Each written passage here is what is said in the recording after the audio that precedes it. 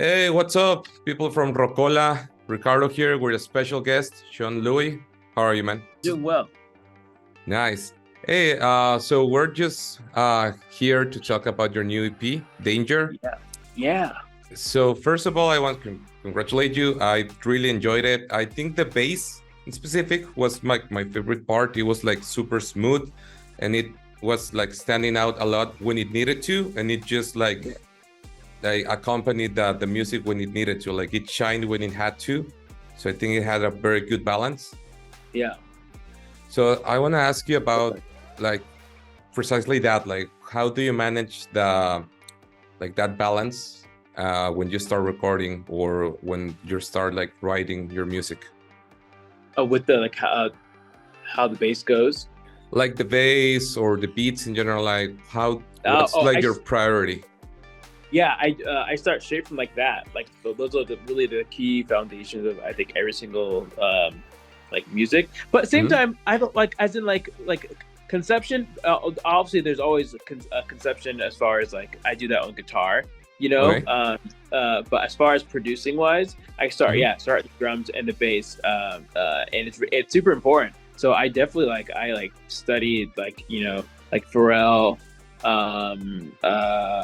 Michael Jackson, Prince, Quincy Jones, The Temptations, the Albert King, all the blues Three Kings and how they do their drums, because that's like the foundation of music. So really studying that, I put it as a high priority. But and it's yeah, I love it.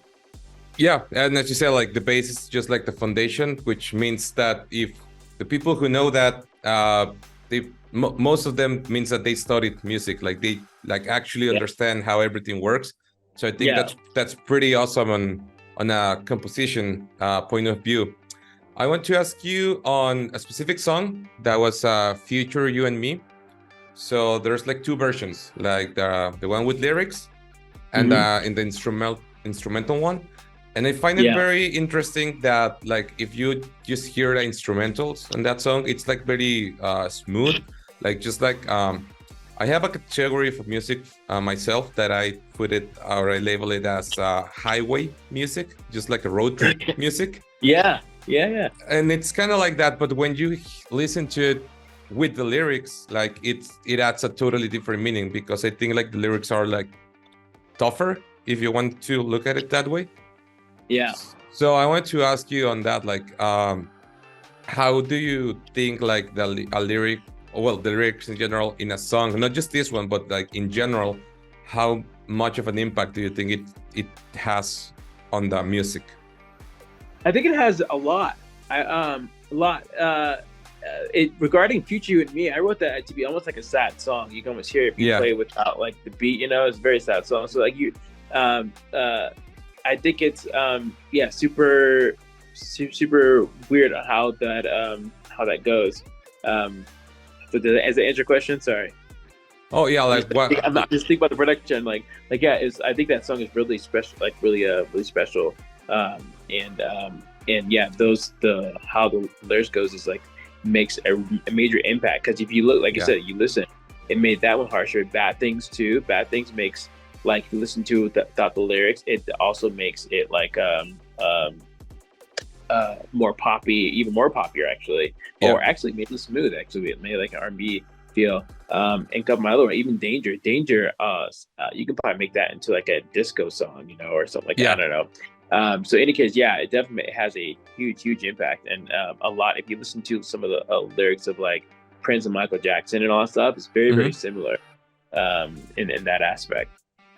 Yeah, there was I think in another interview you had when you said that you can feel a certain amount of sadness in your music, but you still want to dance.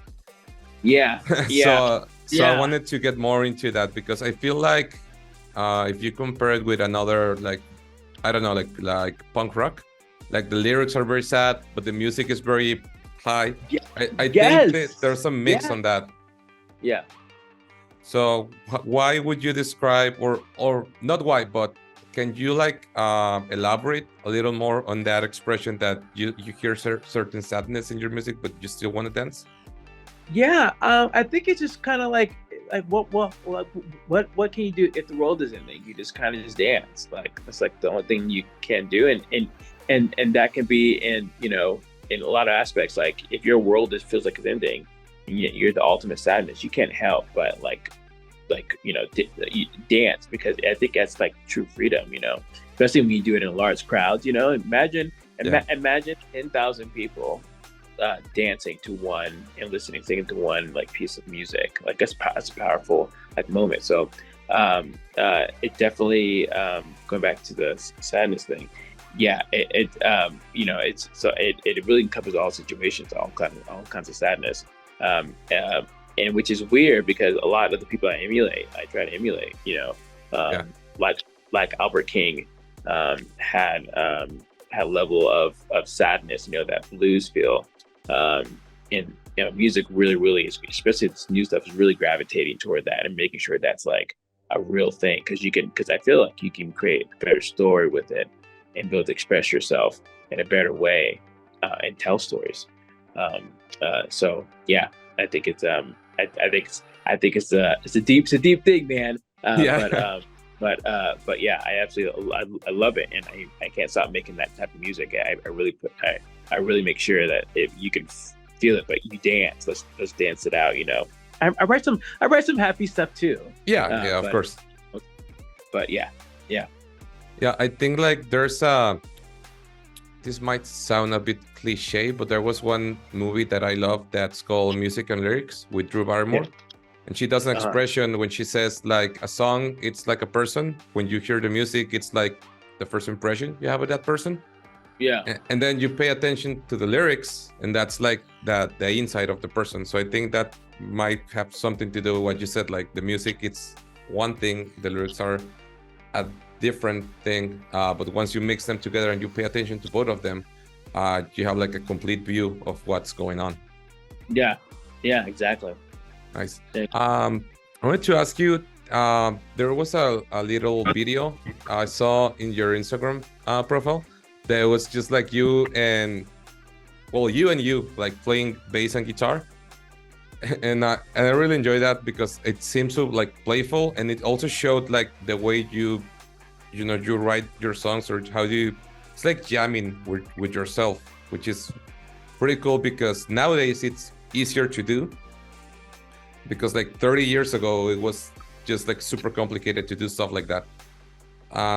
So my question on this one mainly goes to how do you feel that like now in the days it's a lot easier to to record, to videotape something, and you can just go crazy with music even in your own room.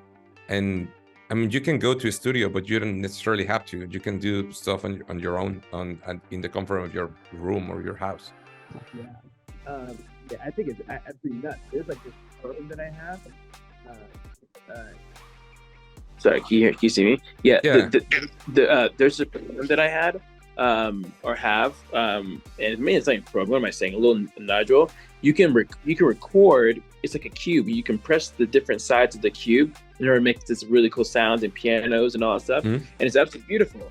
But you can take it, literally record a whole song on it, and then save it, and then go and take it and send it out. Like that's like nuts. And I say that because that gives access to a ton of other people that can use it. Like you don't need a piano, you don't need a full drum set, and even now saying it out loud, it makes it seem like it's so common. But to really take a step back and go, what kind of like our technology now is really allowing people who have never been able to have access to music or to express themselves now have access to it. So that's why you see like the music industry as a whole, maybe not so much in the money wise, but as far as like occupancy, the amount of people, there's way more musicians now than ever, right? And COVID totally did that. And also that with the streaming platforms, like you have a wider chance to get to more people. Like like back in the day, having an EP or a vinyl, it was just like crazy if you recorded it in the US and you heard like somebody has that in, I don't know, like in Spain, like that's nuts. And now it's like you have this link and you can just listen to it, which is awesome. Yeah, it's technology, man. Yeah, it's crazy. One last thing before we go, because I don't want to take too much of your time. No worries, no worries. Okay, okay. But I just wanted to see, because as far as I know, starting next month in August, there are some dates for your performances in France. I think Turkey was in the mix. Yeah. And Colombia in September, if I'm not mistaken. Yeah. So I want to ask you about what can the audience expect for your live performance in this new set of dates, and also just throwing it out there. When are you coming to Mexico? Yeah, I'm really excited for those days. It's been really, really cool. It'll be my first like shows in Europe. I've always I've been there several times, but to have it dedicated like these are playing it's really, really great. So I'm really excited. I'm playing. We're doing a record store tour, partnering up with different record stores in Paris and in Rome and in Istanbul. The live performance. It's gonna be awesome. It's gonna be free, but some really cool local bands in the area are gonna be opening up for myself in the different cities. So I'm very excited. Colombia is gonna be just the same thing. That's great. In Mexico, most important. It's looking at October, October or January. Yeah. I can't play in the cold, so I gotta November and December is like out. Like that's when I hibernate and just hang out at home all day. But yeah, so it's looking at October or January. I'm coming out to Mexico. Cool. Yeah, and also because if you're coming to Mexico, you have to take advantage of the sun. Like Mexico in the cold, it's just no, not that fun. I can tell you that. Yeah, no. Take huge advantage of it. So I'm going to try to get in October, but if not, then it'll be like January or February. But it's going to be a really, really huge show. So I'm very excited. Perfect. Well, we hope to see you soon here. I'm guessing that if it's more than one city, you can consider coming to Monterrey, because this is a city where a lot of music takes place, and it could be pretty awesome to see you here.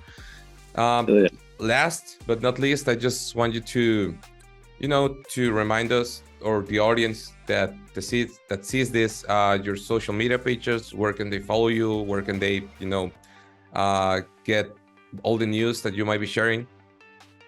Yes. Seanloui, everything Seanloui, Seanloui, everything Seanloui. Yeah, follow me, and I'll follow you guys back. Perfect. Okay, I think that's pretty much all I have right now. But that I am excited for the possibility to see you here coming to play in Mexico. I did listen to the whole EP. I think it's very good. I think it's very smooth when it has to be. And I think musically, I really, really enjoyed it. I think it's one thing that you can listen to it with a lot of attention, or just as you're doing other stuff. It's a great thing to accompany you in your daily life. Thank you so much. Yeah, I'm very excited to perform in Mexico, and we got to hang out and we got to meet. Yeah. If you come to my town, or if I'm in Mexico City, if you go to Mexico City, I'll just send you a message and we'll have some beers or something. Hell yeah. Hell yeah. Perfect. Yeah. Okay. Well, that's pretty much all I have. It was nice talking to you, and I really thank you for the time and the space. I know we had a little mix up in the schedules before, but no way, man. That's show business. I know, but I'm glad we were finally able to make this work. Yes. I'm hope to hear more news from you soon, and I guess we'll talk later. And thank you for the time. Definitely. No, thank you so much for having me. Sorry about next week. Sorry about last week. But I'm really excited to hang out with you in person. It's gonna be great, and this interview was amazing. You're amazing. Thank you so much for having me. Thank you so much. We'll talk soon. And thank you, people, for watching the interview. Take care.